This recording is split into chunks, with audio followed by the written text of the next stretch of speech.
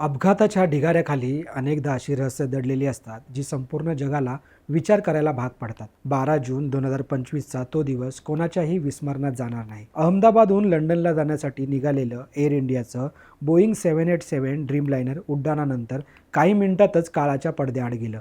260 निष्पाप जीवांचा बळी घेणाऱ्या या भीषण दुर्घटनेने केवळ भारतच नाही तर संपूर्ण जग हादरलं होतं. विमान एका वैद्यकीय विद्यार्थ्यांच्या हॉस्टेलवर कोसळल्याने मृतांचा आकडा अधिकच वाढला आणि या दुर्घटनेतून केवळ एकच प्रवासी सुदैवाने बचावला. पण आता या प्रकरणाला एक धक्कादायक वळण मिळालं आहे. इटालियन दैनिक कोरियर डेला सेरानं नवी दिल्ली आणि वॉशिंग्टनच्या सूत्रांच्या हवाल्याने असा खळबळजनक दावा केला आहे की हा अपघात कोणत्याही तांत्रिक बिघाडामुळे झाला नसून ते एक जाणीवपूर्वक केलेलं कृत्य होतं. या दाव्यामुळे तपासचक्र पुन्हा वेगाने फिरू लागलं आहे.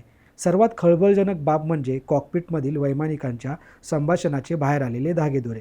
भारताच्या विमान अपघात अन्वेषण ब्युरोच्या म्हणजेच AAIBच्या प्राथमिक अहवालानुसार कॉकपिटच्या व्हॉइस रेकॉर्डिंगमध्ये एक वैमानिक दुसऱ्याला विचारतोय की तुम्ही इंधन पुरवठा का बंद केला. त्यावर दुसरा वैमानिक मी काहीच केलं नाही असं उत्तर देताना ऐकू येतंय. यावरून तपासकर्त्यांचा असा संशय बळावला आहे की कोणा एका वैमानिकाने जाणीवपूर्वक इंजिनचा फ्यूल कंट्रोल स्विच ऑफ केला होता, ज्यामुळे विमानाची ताकद संपली आणि ते विमान जमिनीवर कोसळलं. अपघातग्रस्त विमानात कॅप्टन सुमित सबरवाल आणि फर्स्ट ऑफिसर क्लाइव्ह कुंदर हे दोघे अनुभवी होते. तरीही असा प्रकार कसा घडला याचं कोडं अद्याप सुटलेलं नाही.